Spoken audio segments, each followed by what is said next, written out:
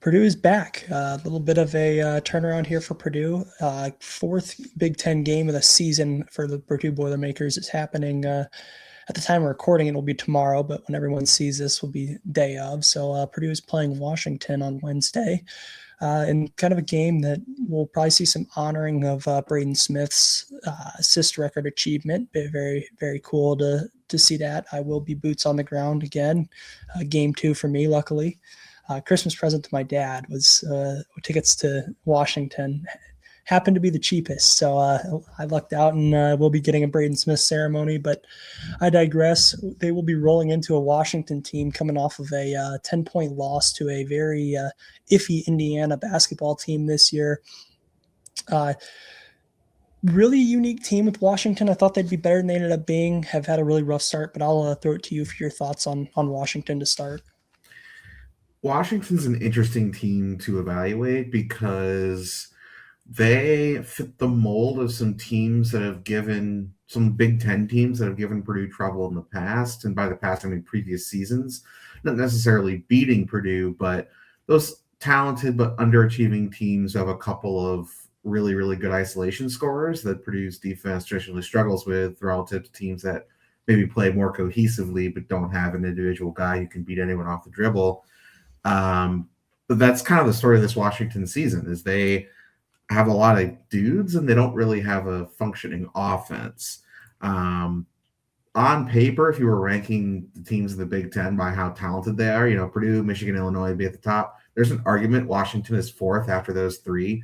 They got a lot of really interesting dudes, and it starts at the top with Heinz Steinbach, a German freshman who is going to be a lottery pick. I mean, he's every bit as good as everyone says he is. He's averaging 18 and 12, 2 assists, a steal and a block on 60% from the field and 40% from three. I mean, he is a phenomenal player on both ends of the floor, and Purdue's defensive game plan is going to start now with Steinbach.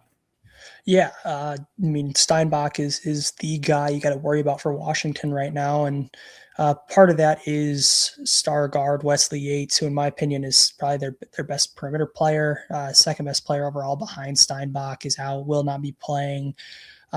So outside of Steinbach, though, really, they have not gotten a whole lot from anybody else. You mentioned the 40% from three.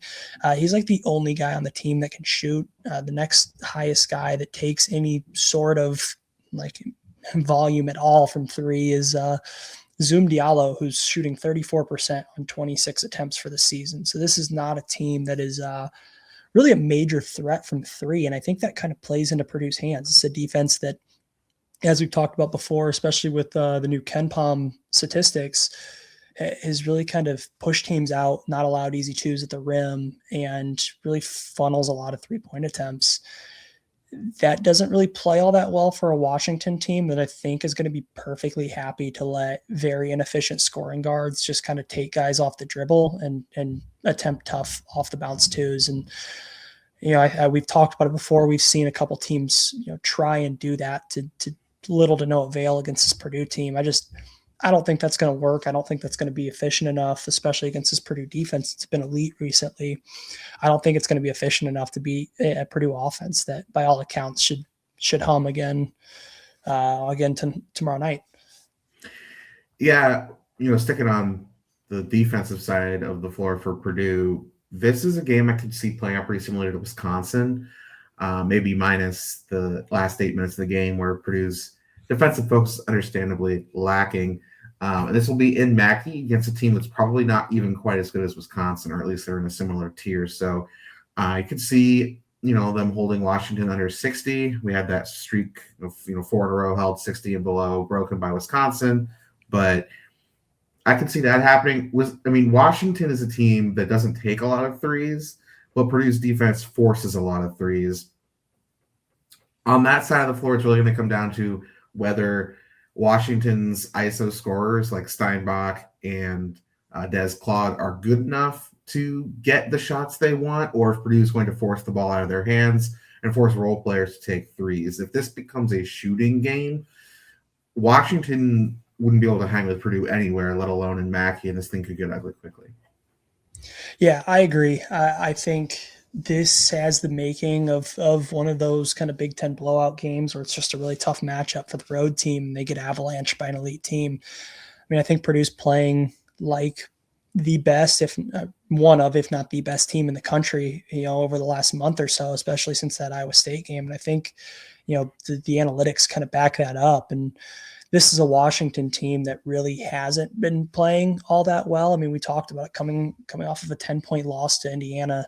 This is a Washington team that you kind of look back at their schedule and you say, well, they have one kind of win over USC, over a solid opponent. Other than that, their next best win is Nevada. And then past that, you got to get to like the 150s on KenPom before you're starting to find victories.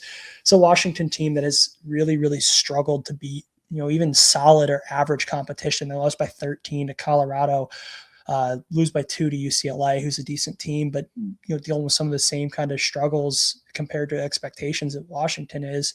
They lose to a Baylor team, lose to Seattle even. Like, this is a Washington team that I think it has a lot of things to figure out at the moment. And, Mackey Arena is not a great place to figure those things out. Yeah, Washington is 51st on KenPom, which translates to like a next 4 out kind of team. That's where they are metrically. I mean, Washington isn't anywhere close to like actually being an at-large consideration yet. I'm sure they'll pick up some power conference wins throughout Big Ten play, but like you said, this is just not the time or the place for them to try and get right. After losing to Indiana, they stay in Indiana, they go to Purdue and face an even tougher test on the other side of the floor when Purdue has the ball, when they're on offense. Washington's defense metrically is a little bit better than their offense, but I don't think Purdue should have any trouble dealing with them. I mean,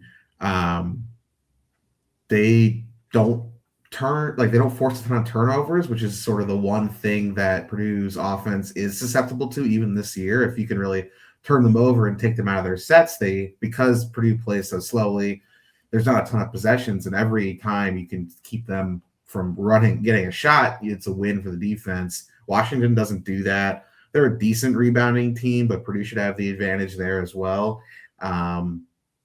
They do protect the rim fairly well. Their starting center, Kepnang, I think is how you pronounce that. Yeah, Frank Kepnang, I believe. Yeah, he's a legitimately good shot blocker. I'm not sure if he really does all that much else. He's a decent rebounder, but he's a very good shot blocker. So this might not be the best game for Trey Kaufman to try and get back into his efficient column, especially since perimeter-wise, his Washington defense is not that good. I think Braden Smith, Fletcher Lawyer, CJ Cox, all Purdue's guards should have a pretty easy time getting looks. And if it's raining from 3, I don't think it matters how many times Kepnang is standing around the rim. Yeah, I think the good news for Trey Kaufman-Renn is going to be that in any of those non-Kepnang minutes, when either Somerville is at the 5 or Steinbach's at the 5, TKR is going to have quite a matchup when he's got either Bryson Tucker or Desmond Claude trying to check him, considering those are the two guys that Washington regularly uses to back up Steinbach at the 4. So we will see how they employ those guys in a matchup with Trey Kaufman-Renn, the All-American big man. But I feel like this kind of moves us into predictions a little bit. There's honestly not a ton to say on this matchup. It's another very favorable matchup to Purdue, I think, and I think our predictions will kind of show that. So I'll go ahead and start. How do you see this game going, Ethan? So let me pull this up. Yeah, KenPom has an 82-67 win for Purdue. 15-point spread. I think Purdue ends up winning by more than that. The closest game they've played since the Iowa State loss was against Wisconsin. That was a 16-point road win against a team that I think is better than Washington. And that lead was 25 before Purdue lost focus when Braden Smith broke the record. This thing could get really ugly. I think Purdue's defense which I've been skeptical of how actually good the defense is compared to where they're measuring analytically right now. This is just a perfect matchup for Purdue, though, defensively. There's just not a lot that Washington can do that Purdue allows, and they're the worst shooting team in the Big Ten, and that's just not going to play well against Purdue. So give me like an 85-56 game. I don't think it quite hits 30, but I think it's in that kind of range. Yeah, I'm kind of along those same lines. And for context, because I did a bad job as a host here and forgot to give everyone the Ken Palm line. Ken Palm currently has this as an 82-67 win for Purdue. So Ethan does have the Boilermakers covering pretty comfortably on that line. I'm going to go along the same lines. I think this Purdue defense kind of takes over this game a little bit. I think this is the exact right matchup for Purdue defense that's going to employ some similar strategies to what you saw against teams like Texas Tech and JT Toppin with Steinbach. I think that has some success because, even compared to a team like Texas Tech, who had some issues on the perimeter and stuff like that, they still had a guy like Christian Anderson, a guy like Lawan Watts, who are good players. And I don't think that there is a Christian Anderson on this Washington team. And if the game plan works, I think it's going to end up with a lot of long, tough twos for guys like Des Claude, who haven't been shooting all that well this year. And I think it goes well for Purdue. I think I'm going to give Purdue the edge here. Probably going to go like 82 to like 51. I think this is like a dominant, just suffocating victory where Purdue's super efficient on offense, low possession game, and just kind of shuts the water off defensively. Maybe notch another feather in the cap for CJ Cox, Defensive Player of the Year, if he turns in another fantastic game against a Zoom Diallo or a Des Claude, which I fully expect. But I think that about does it. Pretty short preview, but I think that says what needs to be said about this matchup. And I think it's pretty lopsided for a Purdue team playing pretty well and a Washington team not playing all that well. And, I'll be there in Mackey Arena. I'm sure a lot of you guys will be watching at home, especially you, Ethan. So with that, be sure to tune into the recap. We will have that for you guys after. And thanks for listening, everyone.